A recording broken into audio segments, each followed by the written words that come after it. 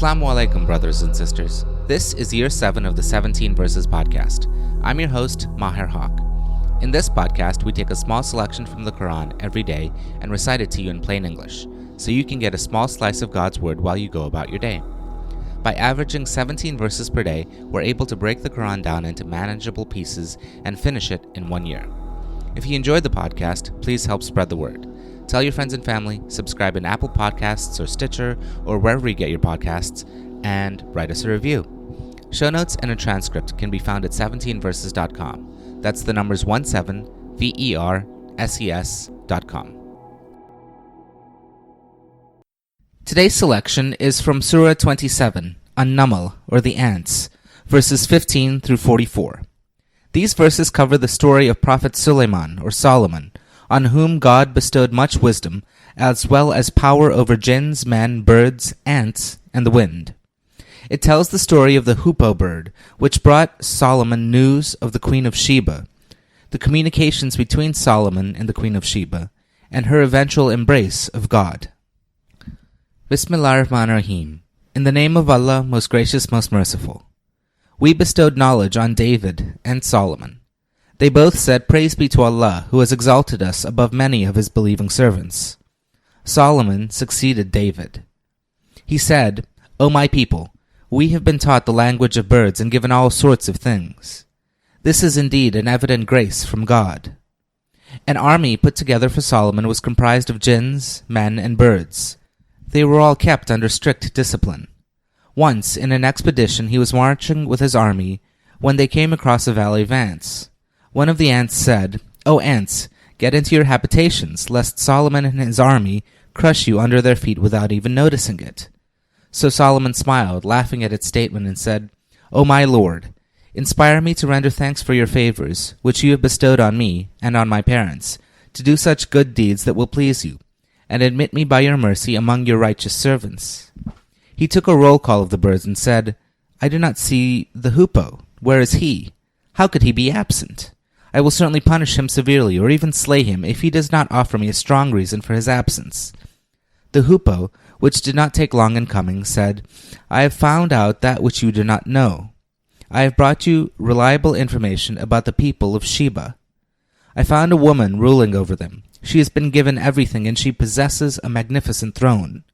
Further, I found out that she and her people prostrate themselves before the sun instead of Allah.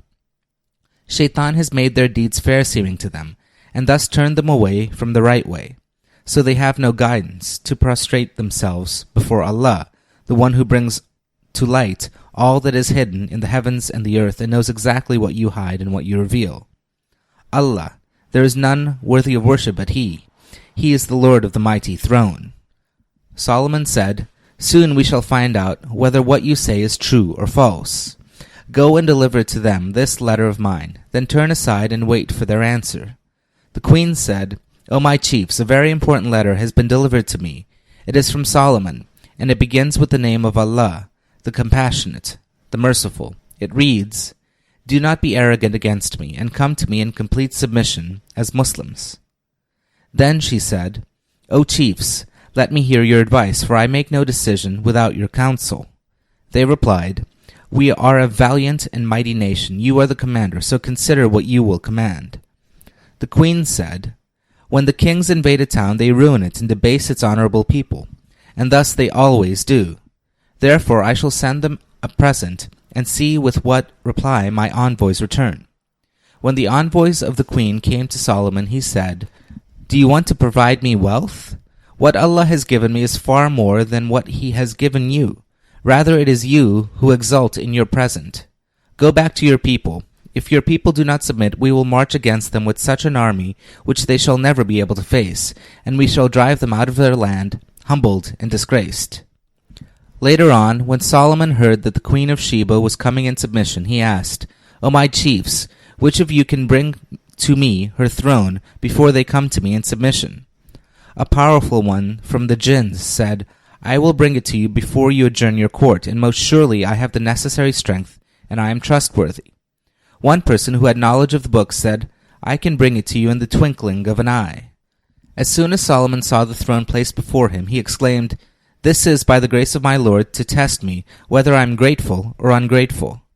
Anyone who is grateful, surely his gratitude is a gain for his own soul, and anyone who is ungrateful should know that surely my Lord is free of all needs and generous. Then he said, disguise her throne for her so that we may see whether she recognizes it or she is one of those who cannot recognize the truth. So when the queen arrived, she was asked, is your throne like this? She replied, it is just the same. Even before witnessing this miracle of bringing my throne here, we had been given the knowledge that Solomon was not only a king, but also a prophet of God, and we had become Muslims. Other deities whom she worshipped besides God had prevented her from believing, for she belonged to an unbelieving folk. Then she was asked to enter the palace. When she saw its floor, she thought it was a pool of water, so she tucked up her skirts, uncovering her legs. Solomon said, it is a palace whose floor is smoothly paved with glass. At this, she exclaimed, O my Lord, I have indeed wronged my soul. Now I submit myself in Islam with Solomon to God, the Lord of the worlds. Amin.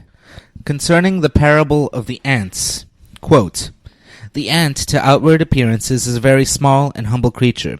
In the great pomp and circumstance of the world, it may be neglected or even trampled on by people who mean it no harm. Yet by its wisdom, it carries on its own life within its own sphere unmolested, and makes a useful contribution to the economy of the world. So there is room for the humblest of people in the spiritual world. The counterpoint to the position of the humble ant is the position of a great king like Solomon. He prays that his power and wisdom and other gifts may be used for righteousness and for the benefit of all around him. The ant being in his thoughts, we may suppose that he means, particularly in this prayer, that he may not even unwittingly tread on humble beings in his preoccupation with the great things of the world. The righteousness which pleases the world is often very different from the righteousness which pleases Allah. Solomon prays that he may always take Allah's will as his standard rather than the standards of men. Also, a quick note about the hoopoe bird. Quote, the hoopoe is a light, graceful creature with elegant plumage of many colors and a beautiful yellow crest on its head, which entitles him to be called a royal bird. Thank you. This concludes today's episode of the 17 Verses podcast. I hope that this selection helps increase your understanding of the Holy Quran just a little bit. If you like the podcast, you can subscribe in iTunes or Stitcher and write us a review. Or you can grab the RSS feed and put it into your own podcast app. The show notes, including a text version of this episode, can be found by going to 17verses.com. That's the numbers 17, VERSES.com. Thank you, and be well.